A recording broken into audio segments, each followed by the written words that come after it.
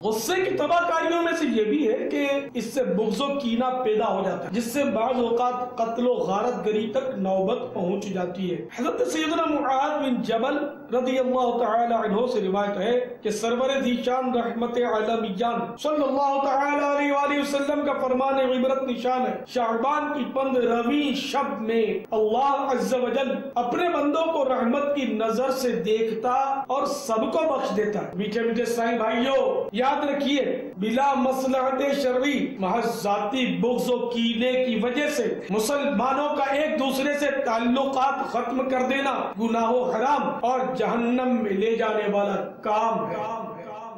دیکھیے امیر اہل سنت کا سنت و بھرا بیان بروز جمعرات مدینہ منورہ میں رات 9:15 بجے اور پاکستان میں رات 11:15 بجے مدنی چینل پر۔ صلو علی الحبیب صلی اللہ تعالی علی محمد۔ مجھے اپنی اور ساری دنیا کے لوگوں کی اصلاح کی کوشش کرنی ہے۔